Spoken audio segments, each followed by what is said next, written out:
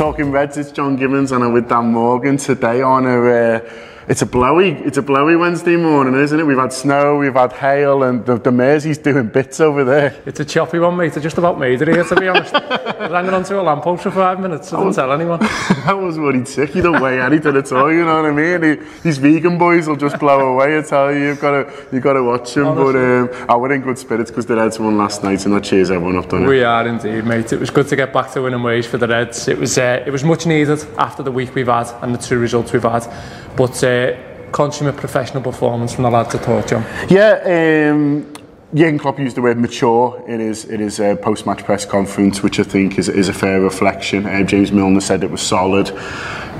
You know, we've had more spectacular away wins, and I said that on the post-match show last night that we did on the way back. We've had more impressive away performances, ones that have caught the eye a bit more, but this was exactly what was needed at the time. Yeah, do you know what? It felt to me like he got his most professional lads on the pitch. A little bit, if you go back a few years, Houllier at Tranmere, when he plays in the quarter-final of the FA Cup, and he basically gets all of his homegrown lads on the pitch, and you feel like Klopp last night got all the lads on the pitch that he could have trusted. I thought Henderson was brilliant. I thought Milner played really well. Andy Robertson showed tons of energy. So it was a really mature and professional performance from us, and I thought that Huddersfield and the way they set up helped us a little bit, in that, you know, I thought they were a little bit cautious as well in terms of what they were doing on the pitch in terms of the setup. But I think it was a performance where Liverpool managed the game very well, and I thought the little bits of clash in the game showed, especially with Firmino's goal. Certainly did. There's a brilliant finish, and showed his, you know, he's got every type of finish in his locker as well, hasn't he? He's scored every type of goal now. Yeah, I mean, he's done everyone there, including every one of us, hasn't he? Everyone at home, everyone on the ground. He's done everyone with the eyes, and I think the more you watch it, it's like he's double bluffed the goalie in terms of he's gambled on the keeper shutting his leg to not get megged, and then he's gambled on that half-an-inch gap opening up, and just shows the class of him, really. He's having a fantastic season, and what a player he's been for us, and will continue to be, hopefully. Yeah, hopefully will. It's transfer deadline day today. I wanted to come on to that. It doesn't look like Liverpool are going to be doing any more ins. I feel a bit sorry for the Sky Sports fella who's going to be outside Melwood, especially as it's just started hailing again, so he's going to be in a bit of bother. Likely nothing. A few maybe out. Markovic toying between Swansea and Wolfsburg, we believe. They're toying with each other. Swansea looking for a loan, Wolfsburg happy to do something a bit more permanent, and he's kind of ready for a new challenge. It's an out that you can't really get too bothered by unless you're a massive Lazar Markovic fan, because he's not featured at all, so it just doesn't feel like you're losing anything, really.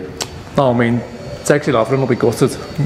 He's his mate, isn't he? But I forgot he was here, to be honest, and that says a lot for Markovic, and I feel like I want him to get some kind of move now for his own sake, to get his own career back up and running, hopefully, because, you know, when he first came, he did show ability, and he came with a high pedigree and a big reputation as well, so, you know, it's just better for everyone now that he cuts his losses in terms of his Liverpool career and goes somewhere else. But yeah, in terms of anyone coming in, I can't see it. I know Klopp was toying with us a little bit last night when he used the word maybe, but I just can't see it. I think Liverpool have left themselves with too much to do without trying to do anything, really, it seems, and I think Klopp's made his peace with it, and I think last night he's probably used that as a rallying cry for the team to get together to show that they're good enough to go and carry this Liverpool team forward to where they need to be for the rest of the season. So, yeah. A couple of loans look like happening as well to look out for. Lloyd Jones is going to Luton. Ovie Ejaria on loan to Sunderland, which I think could be a really good move for him. I really like him as a footballer. He's one I've covered a lot on the Central League show, which is our look at the youth football. He's been unlucky with injuries this season, but he was back scoring for the under-23s at the weekend, and I think the Sunderland move could be really, really good for him. So fingers crossed there. All that and more will be covered on today's Gutter Show. That's our transfer show, which Rob is hosting. I'm saying no more ins. Rob's probably found 2 or 3 links somewhere that kind of might be happening that he'll try and get us all excited about. So as I say, we're recording that at 12:30 today, and that will be out later this afternoon. We're also doing a review show today. So as I say, we did our post-match show on the train home, but the sound quality is very good on that. Me, Gareth, Craig and Neil, we recorded that on the way home from Huddersfield, but there'll be a more in-depth review show with Sean Rogers, with Neil hosting, and today, and there'll be... Are you doing it? I think I have just been asked to do it, yeah. So. And Dan Morgan, that fella, as smart as he is handsome, so you'll be able to get on that later today as well. So loads for you on Tour Player today, but something else that we're really excited about this week is a brand new project that we've started. It's called TAW Moments in Time. It's where we look in depth at key moments in Liverpool's history. So it might be a match, it might be an incident, it might be a transfer, just something that we think we want to get under the fingernails of a little bit more, and let people know about what happened on those events. So they're all eyewitness accounts. This is the trailer for the very first one, which is Kenny resigning in 1991. So hopefully this will whet your appetite. It felt like Kenny's magical effect over the club, I suppose like Shankly's before him. It seemed like it needed to go on forever, and yet it had to stop. Kenny's quit. I went, oh yeah, whatever, yeah. No, he has. And there's the front page. I went, Jesus Christ, just hit me, you know. And I remember looking at that front page, and he looked a lost man. It's probably overstating it to say it felt like a death, but it did feel like an ending. I mean, Shankly said, the pressure eats away at you. This job eats away at you. If you love the club that much, it eats into your soul.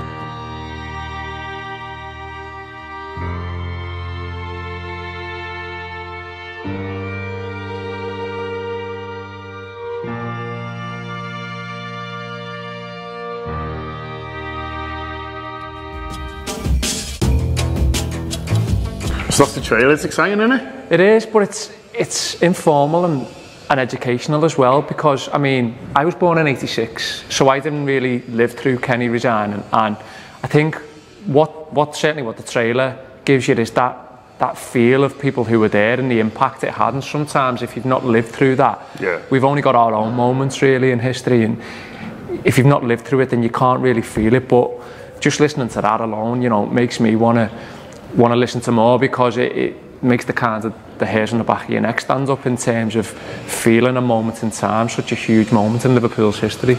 Yeah, so that's going to be out at some time tomorrow, hopefully lunchtime, but we're just still kind of putting the final touches to it. So it's really exciting. The people who've got involved in it to give you these amazing eyewitness accounts. So from the coaching staff, we've got Roy Evans, who was working under Kenny. In terms of players, we've got Bruce Grobbelaar, we've got Glenn Hussein, who was captain of the side that drew 4-4 against Everton, which was 2 days before the resignation. We've got lots of fans who were involved, some of whom you'll recognise from the Anfield Wrap, and journalists as well. We've got Henry Winter, who wrote Kenny Dalglish's autobiography.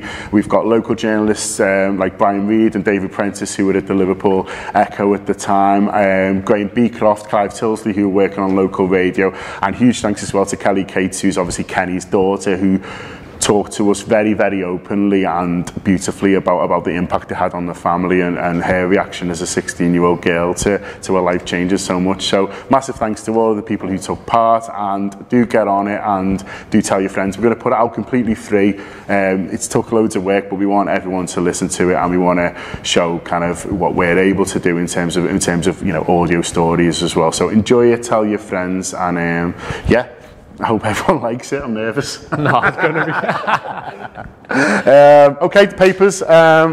We'll start with the Liverpool Echo. The Liverpool Echo have gone with bouncing back. Nice little picture of Emre Can there, who scored the belter. And there's a stat knocking around down, which is that Liverpool have lost 17 league games under Jurgen Klopp so far since he's took over.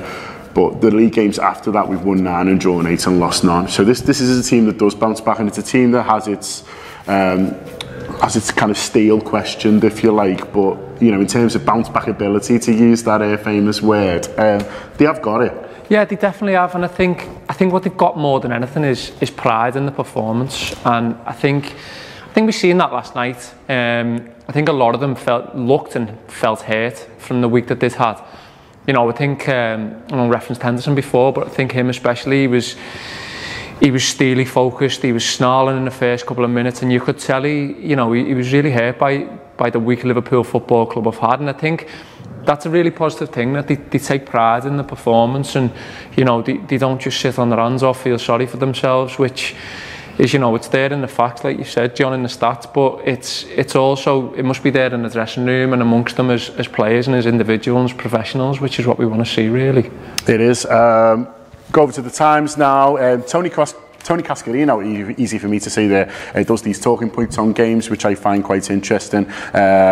He's done something on Van Dijk, saying the Liverpool fans might have to be a little bit patient and maybe the best has come for him next season. Something about Firmino being the complete centre forward, something about Huddersfield's negative tactics and whether that was the best way to go about it. But the other thing he's done is on Jordan Henderson, and he's talked about the fact that he can't understand why Henderson isn't more highly rated or is criticised as often as he is.